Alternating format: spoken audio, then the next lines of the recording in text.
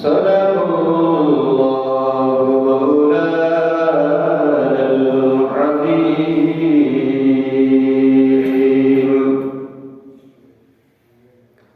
قال النبي صلى الله عليه وسلم: إذا تزوج العبد فقد استكمل نصف الإيمان، فليتق الله نصف الباقي، أو كما قال النبي عليه الصلاة والسلام: إن الله وملائكته يصلون على النبي يا أيها الذين آمنوا صلوا عليه وسلموا تسليما. اللهم صل على سيدنا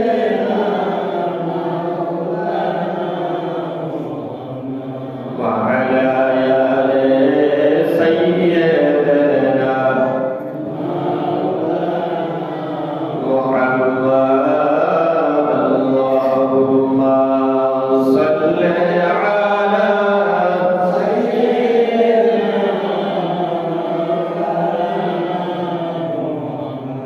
وعلى آل سيدنا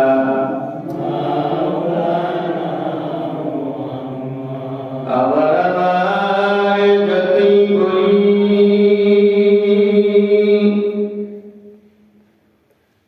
আমার বলতে কিছুই না, আমার মতো শত লোকের গোরস্থানে ঠিকানা। আল্লাহুম্মা সাল্লি আলা সাইয়্যিদিনা মাওলানা মুহাম্মদ ওয়া আলা আলি সাইয়্যিদিনা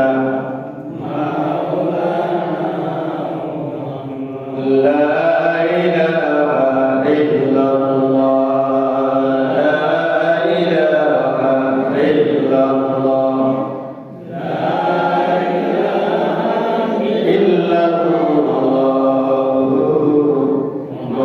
মুহাম্মাদুর রাসূলুল্লাহ। বালাগাল উলা বিকামালিহি كشف بجماله حسنة جميع الصالحين. صلوا عليه وآله. مذهبين الله فكر عاشقين ذاكرين محبين مربين أكرام। আল্লাহ পাকের দরবারে লাখ কোটি শুকরিয়া যে আল্লাহ সুবহানাহু ওয়া তাআলা দয়া করে মায়া করে ভালোবেসে কয়েক মায়ের কয়েক সন্তানকে আপন মনে করে একত্রিত হয়ে আমাদেরকে আল্লাহর ঘর মসজিদে আসবার বসবার কিছু কথা বলবার এবং শুনবার তৌফিক দিয়েছেন। এই জন্য শুকরিয়া আদায় করা দরকার। আলহামদুলিল্লাহ। আমি আপনাদের সম্মুখে একটা আয়াত সূরাতুর রুমের 21 নম্বর আয়াতখানা তেলাওয়াত করেছি। রাসূল সাল্লাল্লাহু আলাইহি ওয়াসাল্লামের হাদিস থেকে একটি হাদিস তেলাওয়াত করেছি। আয়াত এবং হাদিসের উপর সংক্ষিপ্ত কিছু আলোচনা করার চেষ্টা করব ইনশাআল্লাহ। সমাজের ভিতরে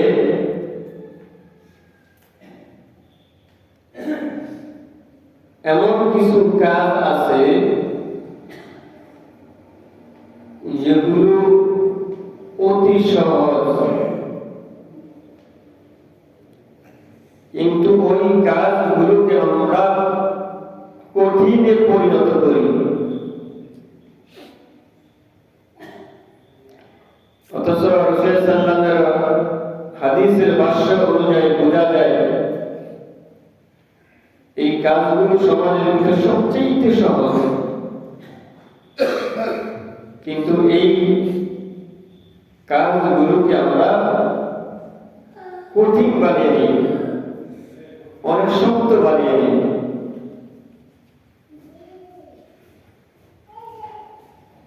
যে কথাটা আল্লাহ তাআলা যে কাজগুলোকে আমরা সব কঠিন বানাই, কাজটা কি? আল্লাহ তাআলা নিজেই কালামুল্লাহ হাকিমের ভিতরে বলেন, ومن آياته أن خلقكم من أنفسكم أزواجا। আল্লাহ বলতেছেন আল্লাহর নিদর্শনের মধ্য থেকে একটি নিদর্শন হইল যে আল্লাহ তাআলা তোমাদের জীবন সঙ্গীকে অর্থাৎ সহধর্মিণী স্ত্রীকে তোমাদের যুগল থেকেই আল্লাহ সৃষ্টি করেছেন। লিতাসকুনু ইলাইহা, যাতে করে তোমরা তাদের কাছ থেকে তাদের মাধ্যমে পরিতৃপ্ত হও। ওয়া জাআলা বাইনাকুম মাওয়াদ্দাতান ওয়া রাহমা, আল্লাহ তোমাদের এই স্বামী স্ত্রীর মধ্যে দাম্পত্য জীবনের মধ্যে ওয়া জাআলা বাইনাকুম মাওয়াদ্দাতান ওয়া রাহমা, ভালোবাসা এবং দয়াকে সৃষ্টি করেছেন।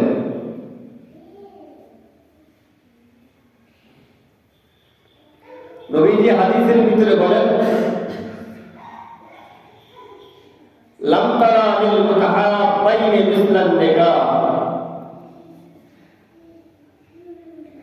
বিবাহের মতো স্বামী স্ত্রীর মধ্যে আর এত ভালোবাসা আর কিছু দেখবা না। অথচ এই বিবাহটা রাসূল বলতেছেন একেবারেই সহজ, কিন্তু আমরা এই বিবাহকে, বিবাহ সাথীকে সমাজের ভিতরে অনেক কঠিন বানিয়ে দিয়েছি। আল্লাহ নবী বলেন, ইন্না আযমান নিকাহি বারাকাতান আইসারুহু মুরাতান। নবীজি বলেন ওই বিবাহ সবচেয়ে বড় শ্রেষ্ঠ বিবাহ, দামি বিবাহ, বরকতময় বিবাহ, যেই বিবাহের মধ্যে সবচেয়ে কম খরচ হয়, যেই বিবাহের মধ্যে কম খরচ হয়, ওই বিবাহ বরকতময় বিবাহ, সবচেয়ে মূল্যবান বিবাহ, দামি বিবাহ। অথচ আমরা এই বিবাহকে বর্তমানে কঠিন বানিয়ে দিচ্ছি। বিবাহ আমার 3 প্রকার: ফরজ, ওয়াজিব, সুন্নাত। কোন সময় বিবাহ করা ফরজ, কোন সময় বিবাহ করা ওয়াজিব, কোন সময় বিবাহ করা তার জন্য সুন্নাত। কোন ব্যক্তির যদি শরীরের মনের চাহিদা থাকে, বিবাহ করার আগ্রহ ইচ্ছা থাকে, এবং সে প্রতি দৈনন্দিনের উপার্জন করতে পারে, সমর্থ আছে, স্ত্রীকে চালাইতে পারে, তখন ওই ব্যক্তির জন্য শরীয়তের দৃষ্টিতে বিবাহ করা ওয়াজিব।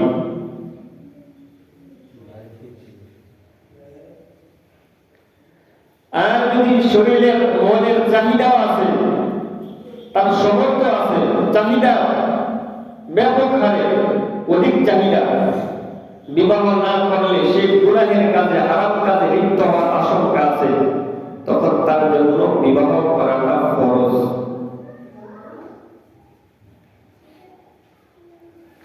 আর কোন ব্যক্তির শরীরের চাহিদা নেই, বিবাহ আগ্রহ নাই, কিন্তু স্ত্রীকে পুরুষ দেওয়ার সমর্থ আছে, বিবাহ তার আগ্রহ নেই, কিন্তু স্ত্রীকে চালাইতে পারবে, চালিয়ে নিতে পারবে, তখন ওই ব্যক্তির জন্য বিবাহ করাটা হলো সুন্নাত।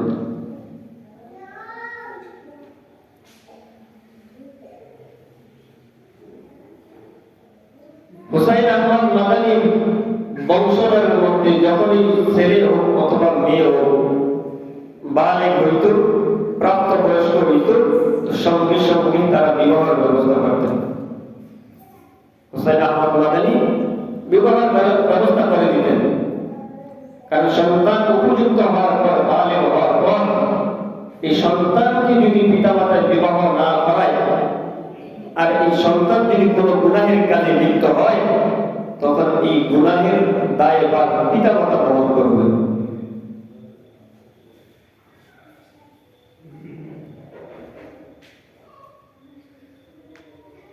কারণ সন্তান উপযুক্ত হওয়ার পর কেন বিবাহ করাইল না, আর গুনাহের কাজের ভিতরে সে লিপ্ত হইতেছে। পিতামাতা যদি এমত অবস্থায় সন্তানকে বিবাহ না করায়, বাবা পিতা মাতা ও সন্তানের প্রতি জুলুম করে।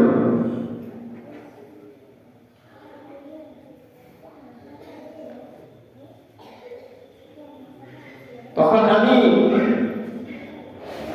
জালেম হিসাবে আল্লাহ কাজ করে দাঁড়াইতে হবে। আর বর্তমান দেখা যায় কোন সমাজের নেতৃবর্গ এদেরকে যদি বিবাহের ভিতরে উপস্থিত না রাখে, অনুষ্ঠানে দাওয়াত না করে, তখন ওই বিবাহের ভিতরে বিভিন্ন ঝামেলাও দেখা দেয়।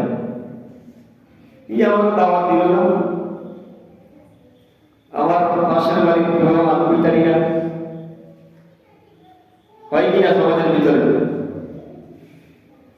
অথচ রসুলের হাদিস শুনলে বোঝা যাইব, রসুলের একজন সাহাবী ছিল জাবির ইবনে আব্দুল্লাহ। জাবির ইবনে আব্দুল্লাহ রাসূল সাল্লাল্লাহু খুব মহব্বত করতে ভালোবাসত। রসুল জাবির ইবনে আব্দুল্লাহকে মহব্বত করতে ভালোবাসত। তো জাবির রাদিয়াল্লাহু তাআলা আনহুকে রাসূল সাল্লাল্লাহু কয়েকদিন দেখে না।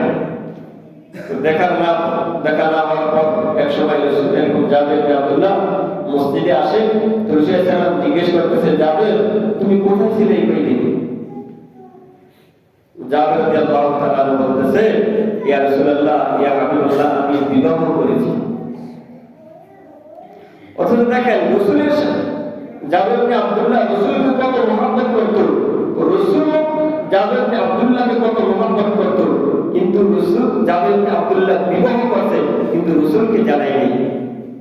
যখন রাসূল শুনছে, রাসূল শোনার পরে একটু মন ঘাবড়ায় নেই, ব্যথিত হয় নাই, কারণ রাসূল নিজেই তো বলছে সবচেয়ে ওই দামি বিবাহ যেটার ভিতরে কম খরচ হয়।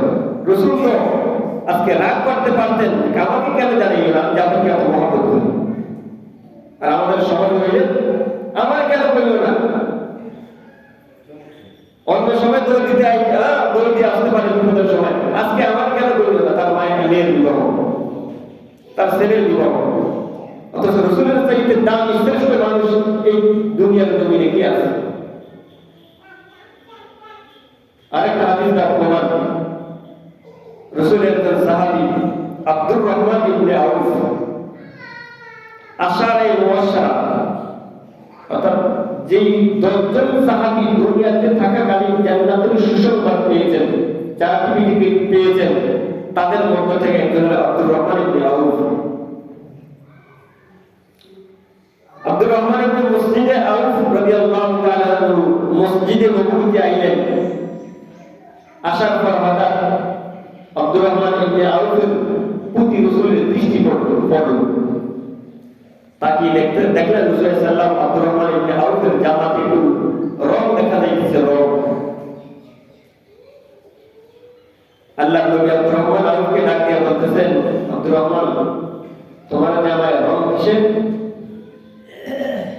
আব্দুর রহমান ইবনে আউফ ডাক দিয়ে বলতেছে, ইয়া রাসূলুল্লাহ, ইয়া হাবিবাল্লাহ, আমি বিবাহ করেছি আর ওই বিবাহের ভিতরে কিছু সুগন্ধি লাগাইছি, যে সুগন্ধি লাগানোর কারণে আমার জামায় দাগটা হয়ে গেছে।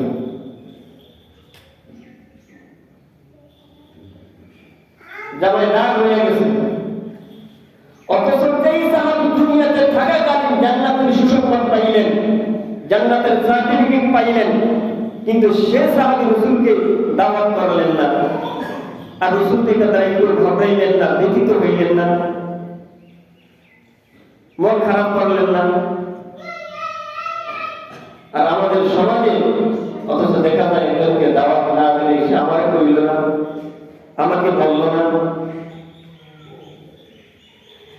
ইন্না আ'যামান নিকাহি বারাকাতান আইসারুহু মুনাতান।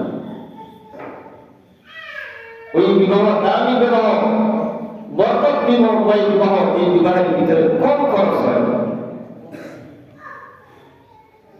আর বিবাহের ভিতরে সরে এক জালিয়াতি, দুর্নীতিবাজ। বলে সেটা কেমন? অথচ ইসলামের দৃষ্টিতে শরীয়ত মোতাবেক সুন্নত তরিকা হইল অনেক ভক্ত ছেলের বাড়িতে খাইতে যাইবা আগে, অনেক ভক্ত খাওয়া খান না কমে না বড় ব্যাপার। অথচ ওলিমা করানো সুন্নত কোন বাড়িতে? ছেলের বাড়িতে ওলিমা করাইটা সুন্নত। অথচ আগে মেয়ের বাড়িতে খায়, আমি 30 জন 50 জন আসবো, আমার একটা সমাজের দাম আছে, ব্যক্তিকে মালিক আছে না, খায় কয় কি 2 দিন পরে আমি আগামী দিনে খাওয়াবো, আগামী দিলে কি দিব, খাওয়া দিব। অথচ পরের পক্ষের মধ্যে জল আর জুলুম করবে। সুন্নত হইলে তোমার বাড়িতে খাও, তুমি ছেলে পক্ষ তোমার বাড়িতে খাওয়া যাবে সুন্নত, তুমি না খাওয়াইয়া পরের বাড়িতে খাইয়া তা তুমি সরাসরি জুলুম করলাম। আর জলের কাতারে তুমি দাঁড়াইতে গেলে জলে বিশাল আল্লাহ তোমার বিচার করবো, আমার বিচার করবো। এই বাড়িতে 100 জন খাইয়া গেলাম, শেষ পর্যন্ত আমরা 2-3 জন আগে মারা গেলাম। কারো বাড়িতে খাইয়া উচিত ছিল তোমার শরীর অনুযায়ী আগে তুমি খাওয়ানো। সব জায়গায় দুর্নীতি আর জালিয়াতি চলতেছে, কোন জায়গায় নাই, সব জায়গায় জলে আমরা হয়ে যাই। একটা বিবাহ শাদী পড়াই, রাসূলের জমানায় কানুন ছিল কই, বর্তমানে ইসলাম আমরা কানুন করতেছি। রাসূলের জমানায় মৌখিক কথা ছিল, এত টাকার বিনিময়ে মোহাম্মদ শেষ। বর্তমানে রেজিস্ট্রি করতে হয়, টেক্কা ঘটে। কিন্তু দেখা যায় এই রেজিস্ট্রি করতে গিয়া, কানুন করতে গিয়া একজন কাজীর 3 লাখ টাকা কানুন করে 3 কোটি 500 4.5 লাখ দিতে হয়, দিয়া দেয়। ওই সময় গায়ে লাগে না, কিন্তু একজন হুজুরকে 500 টাকা দিতে গেলে হুজুর বলে দেয়া করো। অথচ বিবাহ বন্ধন, এটা সম্পর্ক জোড়া লাগিল কি কাবিনের দ্বারা কি বিয়ে হয়ে যায়? হুজুর যদি বিবাহ না করায় তো বিবাহ সম্পর্ক হইতে নেই। অথচ মেন যে হুজুর জোড়া লাগাইল, বিবাহ সম্পন্ন করলো, এই হুজুরকে 500 টাকা 200 টাকা দিতে গেলে গায়ে লাগে না। অথচ কাজের চাইলে 4.5 লাখ টাকা দিলে ওই সময় গায়ে লাগে। আবার পরে দেখে করবো 4-5 লাখ টাকা খরচ করে বিবাহ করে করায়, হুজুরকে 1,000 টাকা দিতে গেলে দেওয়া যায়, সব কইতে শিখা যায়। মনে রাখেন বিচারনা আল্লাহর দরবারে দাঁড়াই তো হইল। 300 মানুষের কান দিয়া দাওয়াত দিয়া খাওয়ান, একটা অনুষ্ঠান করেন, সাধারণ একটা দোয়ার আয়োজন করেন, 20,000 টাকা খরচা করেন, কিন্তু একজন আলেমকে 200 টাকা দিতে গেলে গায়ে লাগে, কলিজা ফিরে যায়। আর 50 টাকা দিয়ে আপনার দুজনে ভাগ করে নেবেন। আমরা তো সমাজে না, তাহলে মাফ করুন, অন্য সমাজে আছে 50 টাকা দিয়ে আপনার দুজনে, কারণ 2-4 জন আলেমের কারণ হইলে একটু কথা আলোচনা হয়, উনি তো 50 টাকা দিয়ে 100 দিয়ে দুজনে ভাগ করে নিয়ে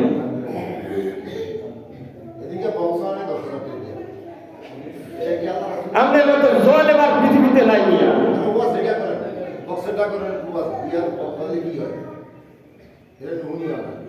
এই 200 টাকা আপনি দিতে পারেন না।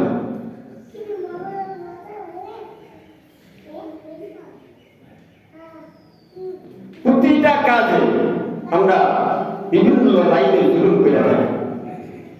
একজন দোকানের কর্মচারী 2 জন হইলে হয়ে যায়, আর নিজের স্বার্থে নিজেকে গাওয়া বাঁচানোর জন্য যদি আমি মালিকের দিয়ে আরো সাপ করে আরো 2 জন দেখাই, আমি মালিকের উপর জুলুম করলাম, আমি কর্মচারী হিসাবে কে আমাদের ময়দানে জল হিসাবে দাঁড়াই করিব। হ্যাঁ, 3 জন লাগে, মালিক রাখছে 2 জন, 1 জন, মালিকও আপনার প্রতি জুলুম করলো, কে আমাদের ময়দানে মালিকও জল হিসাবে দাঁড়াই করিব, কারণ 2 জন প্রতি কষ্ট হয়ে যায়। একজন মাদ্রাসায় 10 জন স্টাফ দরকার, 8 জন রাখছে, মোটামসাহেব জয়েন, 8 জনের 10 জনের কাছে 8 জন কেউ পারে, প্রতিটা ছাত্রের প্রতি জুলুম করবে। লাগবে 10 জন রাখছেন, 8 জন আমরা জয়েন হিসাবে দাঁড়াই দেব, কারণ প্রতিটা ছাত্রের প্রতি জুলুম করলেন, ওস্তাদের প্রতি জুলুম করলেন। একটা মসজিদে 4 জন খাদেম দরকার, খতিব সাহেব, ইমাম সাহেব, মুয়াজ্জিন, এরপরে খাদেম সাহেব। এগুলো শহর অঞ্চলে লাগে, আমাদের গ্রাম অঞ্চলে লাগে না। 2 জন হইলে হয়ে যায়, একজন 5 ওয়াক্ত পড়ে মসজিদে যাচ্ছে, আর একজন আয়াত শুক্রবার জমা করে যায়। 2 জনের জায়গায় 3 জন রাখেন, এটা জুলুম করছেন, মুসলিম প্রতি জুলুম করছেন।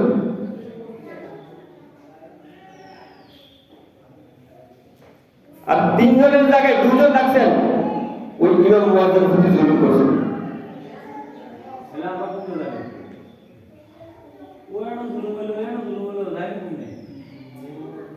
আপনি বুঝেন,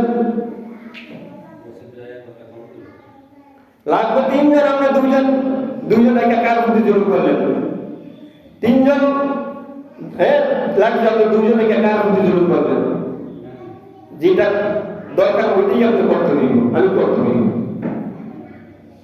আপনি কলের বাড়িতে খাইলেন, আপনি খাইলেন না, কলের প্রতি জুলুম করলেন, এটা বিচার আপনার হবে, দিতে হবে।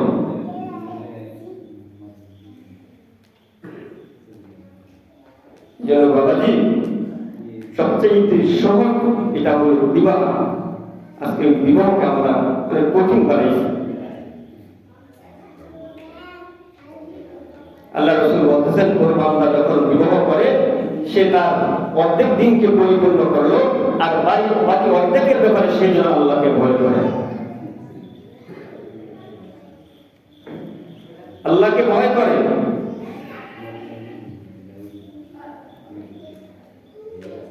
আল্লাহ আমাদেরকে এই সহজ কাজকে কঠিনে যেন পরিণত না করে। আল্লাহ আমাদেরকে উক্ত কথার উপর আমল করার তৌফিক দান করুন। ওয়া আখিরু দাওয়ানা আলহামদুলিল্লাহি রাব্বিল আলামিন ওয়া মা তাওফীকি ইল্লা বিল্লাহ। যারা পরে আসছে সেটা শুনে